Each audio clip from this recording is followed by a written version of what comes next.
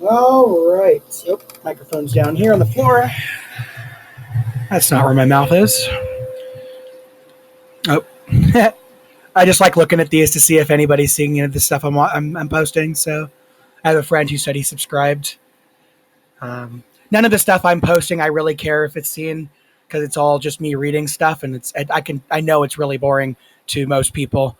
This stuff's exciting to me because I'm able to, even when I'm reading it, I'm able to turn things into kind of visual images. So it's like I'm reading like an actual fiction book, like I'm actually in like doing things. So, um, but I have posted quite a few videos so far.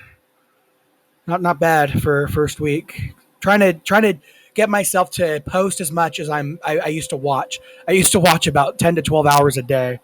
Um, I think it got the worst was probably about 3 years ago, 2 years ago. For every day I'd wake up and for like 10 or 12 hours I would just watch YouTube and comment on Facebook and stuff. I quit Facebook I think 3 years ago. So Facebook used to be my most time consuming thing. Then I started watching a lot of YouTube.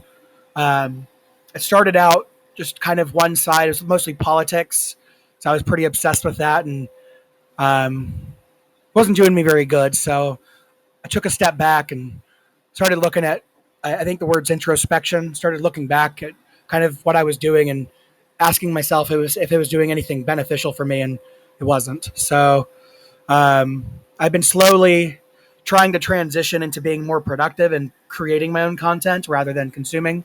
But I'm still, I'd say I'm still in like my like early midlife crisis stage because I'm still overcoming things. Um, I have kidney failure. I've had it for like 6 years now. But 2 years ago, I started making some dietary changes and other lifestyle changes, and then made the realization that everything that I was doing was my fault.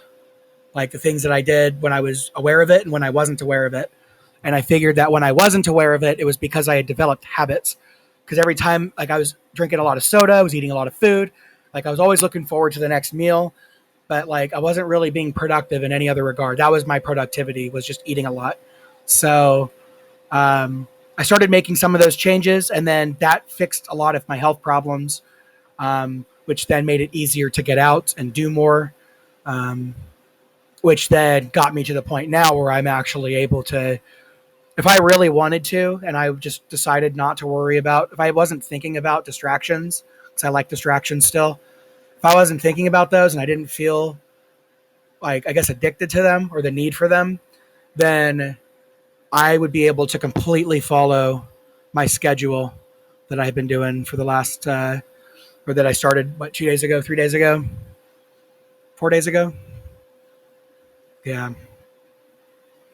I would be able to do this each day easily, no problem. But I'm so used to doing whatever I feel like doing that it's difficult for me to convince myself to do the things I should be doing. So, go ahead and yellow that in. Go ahead and see Bible.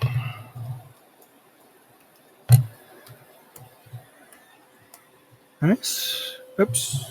Oh, what the heck?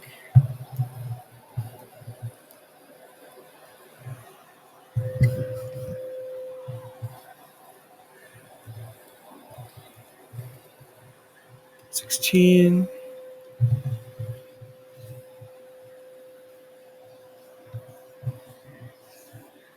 All right. But, so I'll do one more Bible. And then I think what I'm going to do is between each thing that I do, I'm going to do like 10 to 15 minutes of Stargate or Star Trek or whatever show I'm watching at the time, um, just to kind of clear myself out of the mode that I was recently in on the project that I was just working on. So, all right, Bible AV17. So this will be the end of Numbers.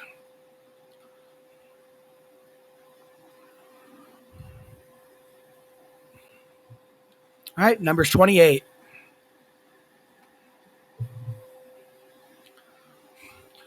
Jehovah next said to Moses, "Command the Israelites and tell them, you should take care that you are present to me, my offering, my bread."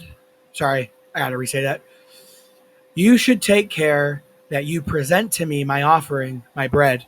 My offerings by fire as a pleasing aroma to me must be made at their appointed times. And say to them, this is the offering made by fire that you will present to Jehovah: two sound year-old male lambs eat a day as a burnt offering regularly. The one male lamb you will offer in the morning, and the other male lamb you will offer at twilight, together with a tenth of an ephah of fine flour mixed with a fourth of a hin of beaten oil as a grain offering. It is a regular burnt offering, which is established at Mount Sinai as a pleasing aroma, an offering made by fire to Jehovah, along with its drink offering, a fourth of a hin for each male lamb. Pour out the alcoholic drink in the holy place as a drink offering to Jehovah, and you will offer the other male lamb at twilight, with the same grain offering as that made in the morning, and with its same drink offering. You will present it as an offering made by fire as a pleasing aroma to Jehovah. However, on the Sabbath day, the offering should be two sound year old male lambs and 2/10 of an ephah measure of fine flour mixed with oil as a grain offering, together with its drink offering. This is the burnt offering for the Sabbath, along with the regular burnt offering and its drink offering. At the start of each month, you will present as a burnt offering to Jehovah 2 young bulls, 1 ram, and 7 sound male lambs, each a year old, and 3/10 measures of fine flour mixed with oil as a grain offering for each bull, and 2/10 measure of fine flour mixed with oil as a grain offering for the 1 ram, and a tenth measure of fine flour mixed with oil as a grain offering for each male lamb as a burnt offering, a pleasing aroma, an offering made by fire to Jehovah. And their drink offerings should be half a hin of wine for a bull, and a third of a hin for the ram, and a fourth of a hin for a male lamb. This is the monthly burnt offering each month throughout the year. Also, 1 young goat should be offered as a sin offering to Jehovah, in addition to the regular burnt offering, together with its drink offering. In the first month, on the 14th day of the month, will be Jehovah's Passover, and on the 15th day of this month, there will be a festival of unleavened bread will be eaten for 7 days. On the first day, there will be a holy convention. You must not do any hard work, and you will present as a burnt offering made by fire to Jehovah 2 young bulls, 1 ram, and 7 male lambs, each a year old. You should offer sound animals. You should offer them with their grain offering of fine flour mixed with oil, 3/10 measures for a bull, and 2/10 measures for a ram. You will offer a tenth measure respectively for each male lamb of the 7 male lambs, as well as as 1 goat, as a sin offering to make atonement for you. Aside from the morning burnt offering, which is for the regular burnt offering, you will offer these. You will offer these in the same manner each day for 7 days as food, an offering made by fire as a pleasing aroma to Jehovah. It should be offered along with the regular burnt offering and its drink offering. On the seventh day, you should hold a holy convention. You must not do any hard work. On the day of the first ripe fruits, when you present a new grain offering to Jehovah, you should hold a holy convention and your feast of weeks.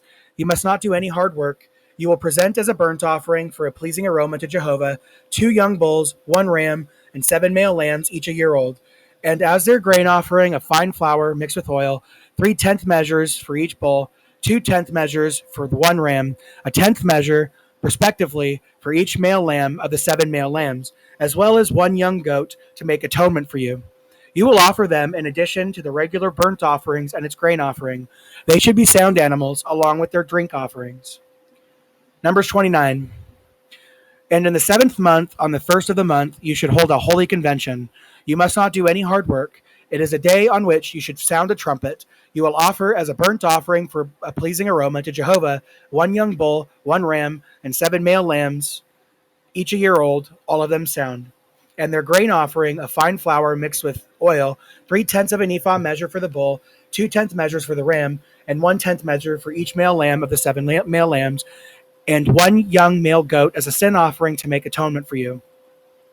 This is in addition to the holy burnt offering and its grain offering, and the regular burnt offering and its grain offering, together with their drink offerings, according to the regular procedure for them, as a pleasing aroma, an offering made by fire to Jehovah. And on the 10th of this seventh month, you should hold a holy convention, and you must afflict yourselves. You must not do any work, and you will present as a burnt offering to Jehovah as a pleasing aroma one young bull, one ram, and 7 male lambs, each a year old, all of them sound. And as their grain offering of fine flour mixed with oil, 3/10 measures for the bull, 2/10 measures for the one ram, a tenth measure respectively for each male lamb of the 7 male lambs, as well as one young goat as a sin offering, aside from the sin offering of atonement, and the regular burnt offering and its grain offering, together with their drink offerings. And on the 15th day of the seventh month, you should hold a holy convention. You must not do any hard work, and you must celebrate a festival to Jehovah 7 days. And you will present as a burnt offering, an offering made by fire as a pleasing aroma to Jehovah, 13 young bulls, 2 rams, and 14 male lambs, each a year old, all of them sound. And as their grain offering of fine flour mixed with oil, 3/10 measures for each bull of the 13 bulls, 2/10 measures for each ram of the 2 rams, and a tenth measure for each male lamb of the 14 male lambs, as well as one young goat as a sin offering, aside from the regular burnt offering, its grain offering, and its drink offering. And on the second day, 12 young bulls, 2 rams, and 14 male lambs, each a year old, all of them sound, and their grain offering and their drink offerings for the bulls, the rams, and the male lambs by their number according to the regular procedure, as well as one young goat as a sin offering, aside from the regular burnt offering and its grain offering, together with their drink offerings. And on the third day, 11 bulls, 2 rams, and 14 male lambs, each a year old, all of them sound, and their grain offering and their drink offerings for the bulls, the rams, and the male lambs by their number according to the regular procedure, as well as one goat as a sin offering, aside from the regular burnt offering and its grain offering and its drink offering. And on the fourth day, 10 bulls, 2 rams, and 14 males, lambs, each a year old, all of them sound, their grain offering and their drink offerings for the bulls, the rams, and the male lambs by their number according to the regular procedure, as well as one young goat as a sin offering, aside from the regular burnt offering, its grain offering, and its drink offering.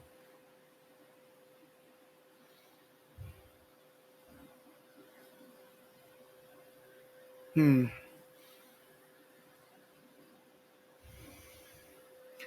on the fifth day, 9 bulls, 2 rams, and 14 male lambs, each a year old, all of them sound, and their grain offering and their drink offerings for the bulls, the rams, and the male lambs by their number according to the regular procedure, as well as one goat as a sin offering, aside from the regular burnt offering and its grain offering and its drink offering. And on the sixth day, 8 bulls, 2 rams, and 14 male lambs, each a year old, all of them sound, and their grain offering and their drink offerings for the bulls, the rams, and the males by their number according to the regular procedure, as well as one goat as a sin offering, aside from the regular burnt offering, its grain offering, and its drink offerings. And on the seventh day, 7 bulls, 2 rams, 14 male lambs, each a year old, all of them sound, and their grain offering and their drink offerings for the bulls, the rams, and the male lambs by their number according to the regular procedure for them, as well as one goat as a sin offering, aside from the regular burnt offering, its grain offering, and its drink offering. On the 8th day, you should hold a solemn assembly. You should not do any hard work. You should present as a burnt offering, an offering made by fire as a pleasing aroma to Jehovah, 1 bull, 1 ram, and 7 male lambs, each a year old, all of them sound, and their grain offering and their drink offerings for the bull, the ram, and the male lambs by their number according to the regular procedure, as well as one goat as a sin offering, aside from the regular burnt offering and its grain offering and its drink offering. These you will offer to Jehovah at your seasonal festivals, in addition to your vow offerings and your voluntary offerings, as your burnt offerings and your grain offerings and your drink offerings and your communion sacrifices. Moses told the Israelites everything that Jehovah had commanded him. All right, Numbers 30. Then Moses spoke to the heads of the tribes of Israel, saying, "This is the word that Jehovah has commanded. If a man makes a vow to Jehovah or swears an oath to impose on himself a vow of abstinence, he must not violate his word. He should do everything he vowed he would do. And if a woman makes a vow to Jehovah, or she imposes a vow of abstinence on herself when she is young and living in the house of her father, and her father hears her vow or her abstinence vow, and she has imposed on herself, and her father offers no objection, all her vows will stand, and every abstinence vow that she has imposed on herself will stand. But if her father forbids her when he hears that she has imposed vows or abstinence vows on her, self, it will not stand. Jehovah will forgive her because her father forbade her. However, if she should marry a husband while under her vow or the rash promise that she has imposed on herself, and her husband hears of it and offers no objection on the day he hears of it, her vows or her abstinence vows that she has imposed on herself will stand. But if her husband forbids it on her or her on the day he hears of it, he may annul the vow or the rash promise that she has imposed on herself, and Jehovah will forgive her. But if a widow or a divorced woman makes a vow, everything that she has imposed on herself will be a binding on her. However, if a woman imposed the vow or the abstinence vow on herself while in the household of her husband, and her husband heard it and has not objected or disapproved, all her vows or any abstinence vow that she imposed on herself will stand. But if on the day he heard them, her husband completely annulled but if on the day he heard them, her husband completely annulled whatever vows or abstinence vow she swore to, they will not stand. Her husband annulled them, and Jehovah will forgive her. Regarding any vow or any oath involving an abstinence vow to practice self-denial, her husband should establish it, or her husband should annul it. But if her husband offers no objection at all from day to day, he also establishes all her vows or all her abstinence vows that are upon her. He establishes them because he did not object on the day he heard her make them. But if he annuls them later, sometime after the day he heard them, he will bear the consequences of her guilt. These are the regulations that Jehovah commanded Moses relating to a husband and his wife, and relating to a father and his young daughter living in his house. Numbers 31. Jehovah then told Moses, "Take vengeance for the Israelites on the Midianites. Afterward, you will be gathered to your people." So Moses spoke to the people, saying, "Equip men from among you for battle against Midian, and execute Jehovah's vengeance on Midian. You should send 1,000 of each tribe of all the tribes of Israel into the army." So from the thousands of Israel, 1,000 were assigned from each tribe, 12,000 equipped for battle. Then Moses sent them out, 1,000 from each tribe to each army, along with Phinehas, the son of Eleazar, the priest for the army, who had the holy utensils and the signal trumpets in his hand. They waged war against Midian, just as Jehovah had commanded Moses, and they killed every male. Along with the others slain, they killed the kings of Midian, namely Evi, Rechem, Zur, Hur, and Reba, the 5 kings of Midian. They also killed Balaam, the son of Beor, with the sword. But the Israelites carried off captive the women and children of Midian. They also plundered all their domestic animals, of all their livestock and all their possessions, and all their cities in which they had settled, and all their encampments they burnt with fire. And they took all the spoil and all the plunder, both humans and animals. Then they brought the captives, the plunder, and the spoil to Moses and Eleazar, the priest, and to the assembly of the Israelites, to the camp in the desert plains of Moab, near the Jordan at Jericho. Then Moses and Eleazar, the priest, and all the chieftains of the assembly went out to meet them outside the camp. But Moses grew indignant at the appointed men of the combat forces, the chiefs of the thousands and the chiefs of the hundreds, who were coming in from the military expedition. Moses said to them, "Have you preserved all the females alive? Look, they are the ones who, by Balaam's word, induced the Israelites to commit unfaithfulness toward Jehovah over the affair of Peor, so that the scourge came upon the assembly of Jehovah. Now you should kill every male among the children, and kill every woman who has had sexual relations with a man. But you may keep alive all the young girls who have not had sexual relations with a man. And you should camp outside the camp 7 days, every one of you who has killed someone, and every one of you who has touched someone slain should purify himself on the 3rd day, and on the 7th day, you and your captives. And you should purify from sin every garment, every article of skin, everything made of goat hair, and every article of wood."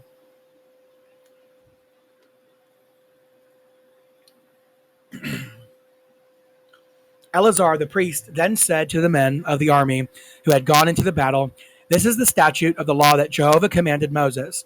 Only the gold, the silver, the copper, the iron, the tin, and the lead, everything that can be processed with fire, you should pass through the fire, and it will be clean. However, it should also be purified by the water for cleansing. Everything that cannot be processed with fire, you should pass through the water. And you should wash your garments on the 7th day and be clean, and then you may come into the camp." Jehovah then said this to Moses, "Take an inventory of the plunder, counting the captives both of humans and animals. Do this together with Eleazar the priest and the heads of the paternal houses of the assembly. Divide what was plundered into 2 parts to be shared between those in the army who took part in the battle and all the rest of the assembly.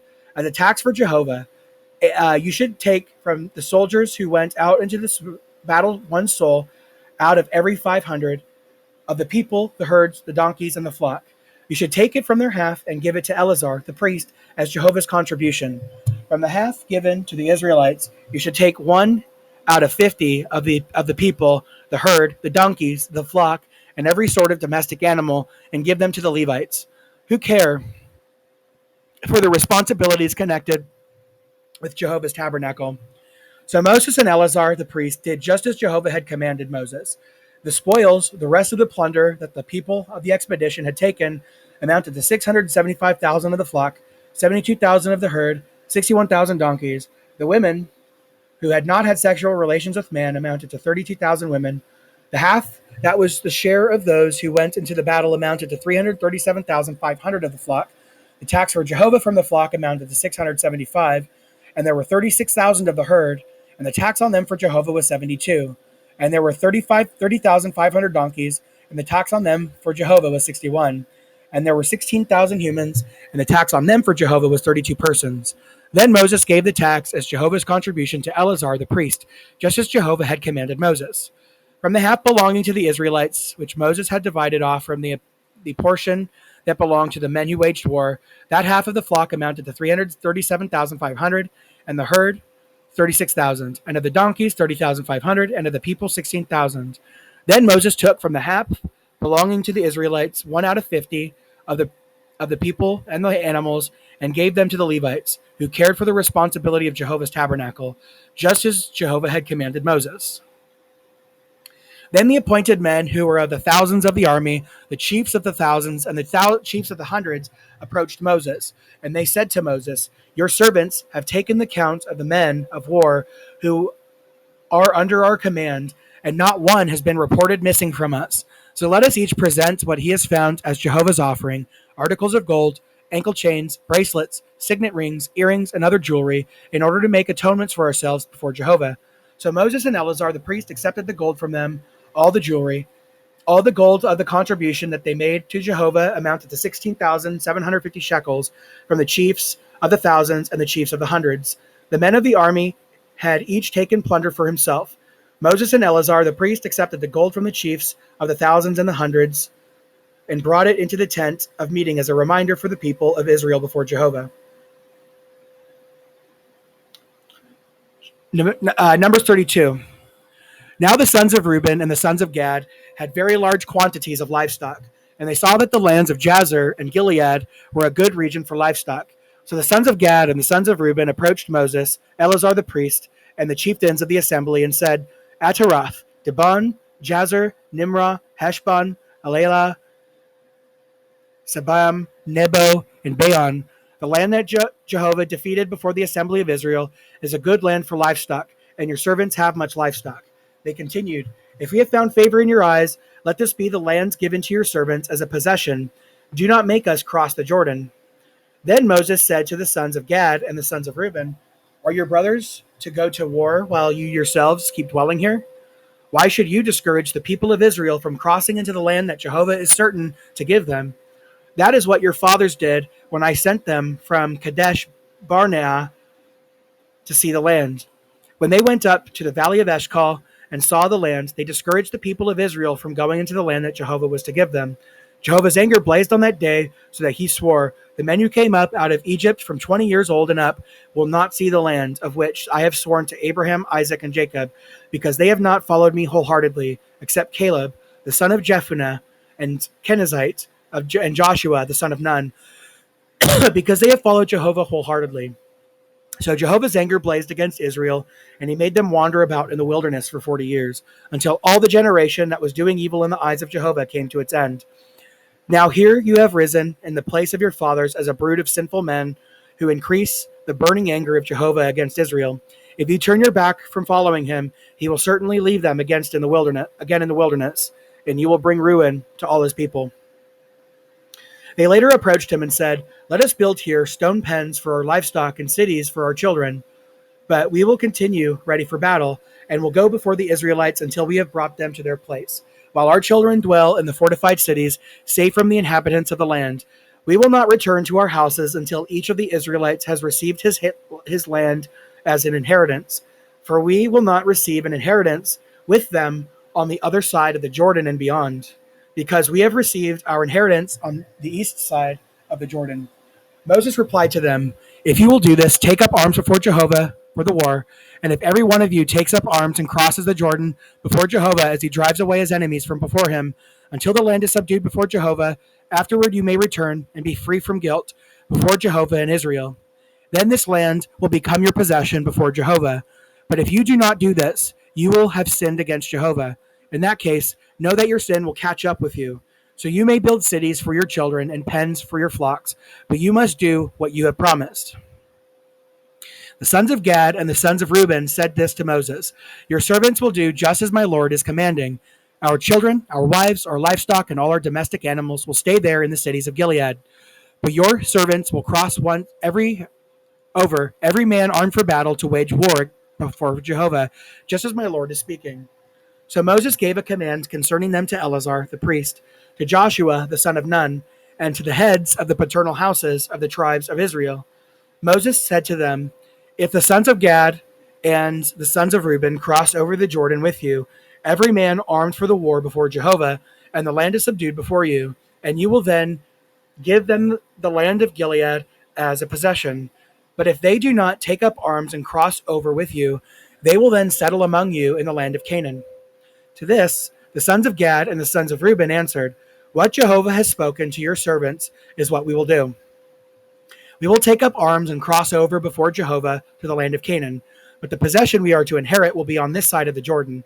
So Moses gave to them, to the sons of Gad, to the sons of Reuben, and to half the tribe of Manasseh, the son of Joseph, the kingdom of Sihon, the king of the Amorites, and the kingdom of Og, the king of Bashan, the land belonging to its cities and those territories, and the cities of the surrounding land. And the sons of Gad built Dibon, Ataroth, Aroer, Atroth, Shofan, Jazer, Jogbaha, Beth Nimrah, Beth Haran, fortified cities, and they built stone pens for the flocks. And the sons of Reuben built Heshbon, Elah, Kiriathaim, Nebo, and Baalmeon, their names being changed, and Sibmah, and they began to rename the cities that they rebuilt. The sons of Machir, the son of Manasseh, marched against Gilead and captured it and drove away the Amorites who were in it. So Moses gave Gilead and Machir, the son of Manasseh, and he began dwelling in it. And Jair, the son of Manasseh, marched against them and captured their tent villages, and he began to call them Havoth Jair.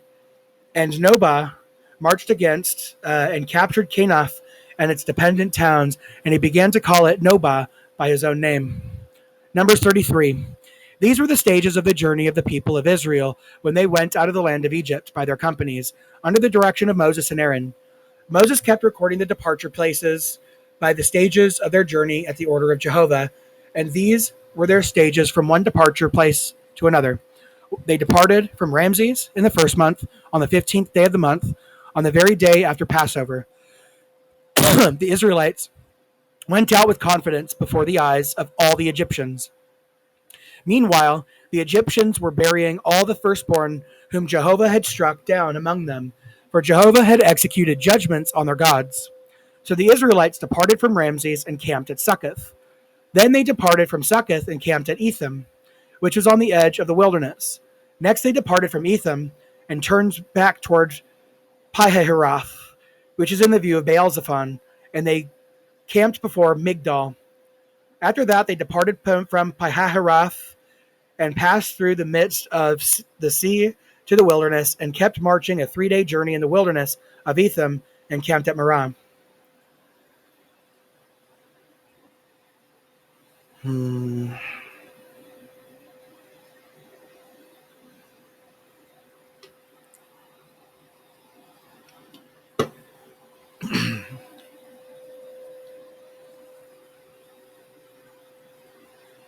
Then they departed from Marah and came to Elim. Now in Elim there were 12 springs of water and 70 palm trees, so they camped there. Next they departed from Elim and camped by the Red Sea. After that they departed from the Red Sea and camped in the wilderness of Sin. Then they departed from the wilderness of Sin and camped at Dophkah. Later they departed from Dovka and camped at Alush. They next departed from Alush and camped at Rephidim, where there was no water for the people to drink. After that, they departed from Rephidim and camped in the wilderness of Sinai. They departed from the wilderness of Sinai and camped at Kibroth Hattaava. Then they departed from Kibroth Hattaava and camped at Hazeroth. After that, they departed from Hazeroth and camped at Rithmah. Next, they departed from Rithmah and camped at Rimmon Perez. Then they departed from Rimmon Perez and camped at Libnah. They departed from Libnah and camped at Rissah. Next, they departed from Rissah and camped at Kehelatha. Then they departed Kehelatha and camped at Mount Shepher. After that, they departed from Mount Shepher and camped at Haradah. Then they departed from Haradah and camped at Makaloth. Next, they departed from Makaloth and camped at Tahath. After that, they departed from Tahath and camped at Terah. Then they departed from Terah and camped at Mithkah. Later, they departed from Mithkah and camped at Hashmonah. Next, they departed from Hashmonah and camped at Moseroth. Then they departed from Moseroth and camped at Benejachan. And they departed from Benejachan and camped at Horhaggadad. Sorry, that sounds funny. Next, they departed from Horhaggadad and camped at Jotbatha. Later, they departed from Jotbatha and camped at Abranah. Then they departed from Abranah and camped at Ezion-Geber. After that, they departed from Ezion-Geber and camped in the wilderness of Zin, that is Kadesh. Later, they departed from Kadesh and camped at Mount Hor, on the frontier of the land of Edom. And Aaron the priest went up into Mount Hor at the order of Jehovah and died there in the 40th year after the Israelites left the land of Egypt. In the 5th month, on the 1st of the month, Aaron was 123 years old at his death at Mount Hor. Now the king of Arad, the Canaanite, who was dwelling in the Negeb in the land of Canaan, heard about the coming of the Israelites. In time they departed from Mount Hor and camped at Zalmanah. After that they departed from Zalmanah and camped at Punon. Next they departed from Punon and camped at Oboth. Then they departed from Oboth and camped at Iyebarim, on the border of Moab. Later they departed from Eim and camped at Dibongad. After that, they departed from Dibongad and camped at Almon Diblathaim. Then they departed from Almon Diblathaim and camped in the mountains of Abarim before Nebo. Finally, they departed from the... it's so annoying. Finally, they departed from the mountains of Abarim and camped on the desert plains of Moab by the Jordan at Jericho. They continued camping along the Jordan from Beth Jeshemoth as far as Abel Shittim on the desert plains of Moab. Jehovah spoke to Moses on the desert plains of Moab by the Jordan at Jericho, saying, "Speak to the Israelites and tell them, you are crossing the Jordan into the land of Canaan. You must drive away all the inhabitants of the land from before you and destroy all their carvings of stone and all their metal statues, and you should demolish all their sacred high places. And you will take possession of the land and dwell in it, because I will certainly give you the land as a possession. You must apportion the land by lot as a possession among your families. To the larger group, you should increase his inheritance, and to the smaller group, you should reduce his inheritance.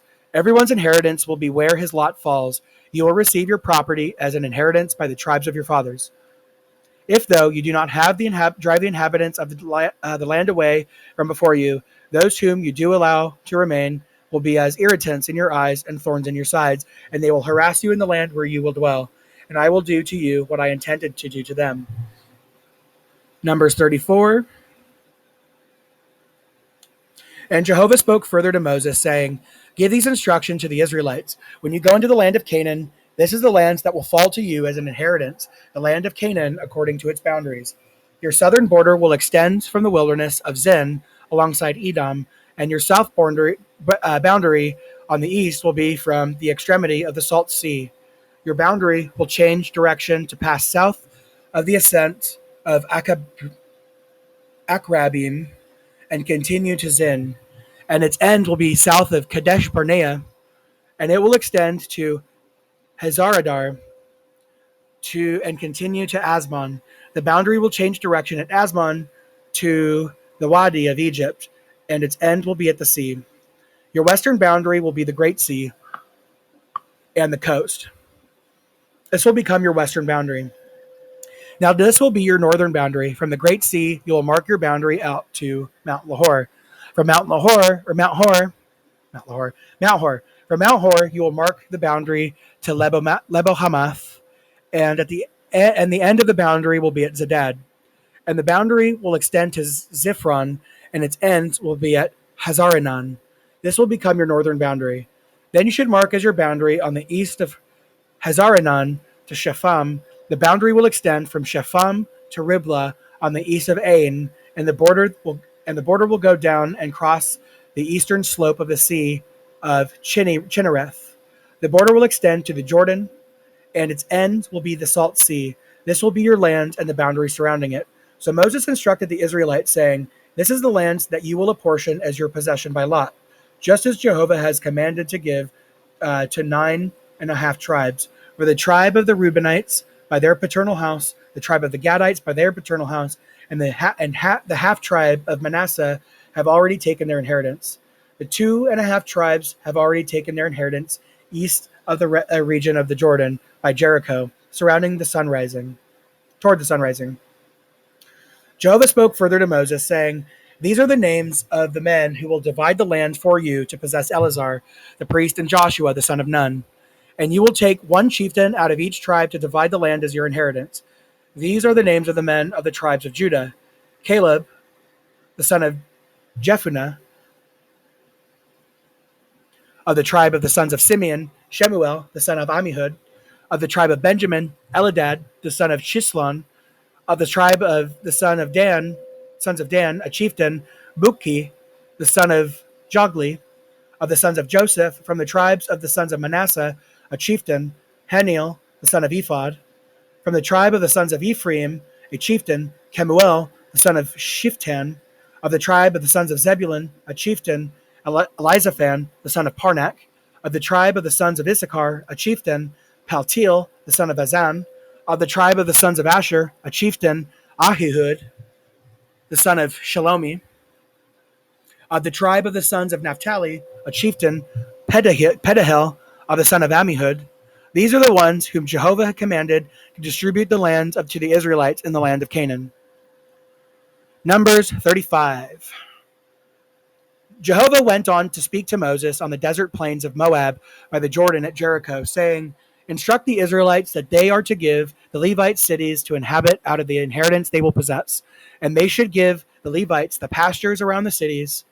They will inhabit the cities, and the pastures will be for their livestock, their goods, and all their other animals.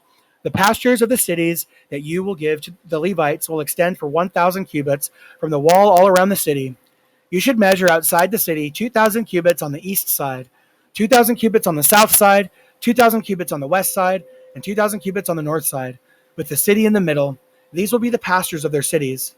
The cities that you will give to the Levites will be 6 cities of refuge, which you will give to the manslayer to flee to, as well as 42 other cities. You are to give to the Levites a total of 48 cities, together with their pastures. The cities you give them will be from the possession of the Israelites. From the larger group you will take many, and from the smaller group you will take few. Each group will give some of its cities to the Levites in proportion to the inheritance that it receives." Jehovah continued to speak to Moses, saying, "Speak to the Israelites and tell them, you are crossing the Jordan to the land of Canaan. You should choose cities convenient for yourselves to serve as cities of refuge, where the manslayer who unintentionally kills someone should flee. These cities will serve as a refuge for you from the blood avenger, so that the manslayer will not die until he stands trial before the assembly. The next 6 cities of refuge that you provide will serve this purpose. You will provide 3 cities on this side of the Jordan and 3 cities in the land of Canaan to serve as cities of refuge. These 6 cities will serve as a refuge for the Israelites, for the foreign resident, and for the settler among them, for anyone to flee there who unintentionally kills someone. But if you struck him with an iron instrument and dies, he is a murderer. The murderer should be put to death without fail. And if you struck him with a stone that could cause death and he dies, he is a murderer. The murderer should be put to death without fail. And if you struck him with a wooden instrument that should cause death and he dies, he is a murderer. The murderer should be put to death without fail. The avenger of blood is the one who will put the murderer to death. When he encounters him, he himself will put him to death. If death resulted because he pushed him out of hatred, or threw something at him with malicious intent, or out of hatred he struck him with his hand, and he died, the one who struck him will be put to death without fail. He is a murderer. The avenger of blood will put the murderer to death when he encounters him. But if it was unexpectedly and not out of hatred that he pushed him, or he threw any article at him without malicious intent, or he did not seek him and caused a stone to fall on him, and he was not an enemy or seeking his injury, and the person died, the assembly should then judge between the one that struck him and the avenger of blood, in harmony with these judgments. The assembly should then save the manslayer from the hand of the avenger of blood, and return him to his city of refuge to which he had fled, and he must dwell in it until the death of the high priest who was anointed with holy oil. But if the manslayer goes out of the boundary of a city of refuge to which he fled, and the avenger of blood finds him outside the boundary of his city of refuge, and slays the manslayer, he has no blood guilt. For he must dwell in his city of refuge until the high priest's death. But after the high priest's death, the manslayer may return to the land that he owns. These things will serve for you as a statute for judgment throughout your generations and all your dwelling places. Whoever kills a person should be put to death as a murderer on the testimony of witness, but no one will be put to death on the testimony just as one witness. On the testimony of just one witness. You must take no ransom for the life of a murderer who is deserving to die, for he should be put to death without fail. And you must not take a ransom for one who has fled to his city of refuge, allowing him to resume dwelling in his land before the death of the high priest. You must not pollute the land in which you live, for blood pollutes the land, and there may be no atonement for the blood that has been spilled on the land except by blood of the one who spilled it. You must not defile the land in which you dwell, in which I am residing, for I, Jehovah, am residing in the midst of the people of Israel. And Numbers 36. The family heads of the descendants of Gilead, the son of Machir, the son of Manasseh, of the families of the sons of Joseph, approached and spoke before Moses and the chieftains, the family heads of the Israelites. They said, Jehovah commanded my Lord to distribute the land by lot as an inheritance to the Israelites, and my Lord was commanded by Jehovah to give the inheritance of our brothers Zelophehad to his daughters. If they marry men from another Israelite tribe, the women's inheritance will also be withdrawn from the inheritance of our fathers and be added to the inheritance of the tribe to which they would belong, so that it would be withdrawn from the lot of our inheritance. Now, when the Jubilee takes place for the people of Israel, the women's inheritance will also be added to the inheritance of the tribe to which then they then belong, so that the inheritance would be withdrawn from the inheritance of the tribe of our fathers. Then Moses commanded the Israelites at the order of Jehovah, what the tribe of the sons of Joseph is saying is correct. This is the word that Jehovah has commanded for the daughters of Zelophehad. They may marry whomever they wish. However, they should marry someone from a family of their tribe, of their father. No inheritance of the Israelites should circulate from tribe to tribe, for the Israelites should hold on to the inheritance of the tribe of their forefathers. And every daughter who possesses an inheritance among the tribes of Israel should become a wife of a descendant of her father's tribe, so that the Israelites may keep possession of the inheritance of their forefathers. No inheritance should circulate from one tribe to another tribe, for the tribes of Israel should hold on to their own inheritance. The daughters of Zelophehad did just as Jehovah had commanded Moses. So Mahlah, Tirzah, Hoglah, Milcah, and Noah, the daughters of Zelophehad, married the sons of their father's brothers. They became wives of men from the families of Manasseh, the son of Joseph, so that their inheritance would remain in the tribe of their father's family. These are the commandments and the judicial decisions that Jehovah gave to the Israelites through Moses on the desert plain of Moab by the Jordan at Jericho. That's the end of AV17.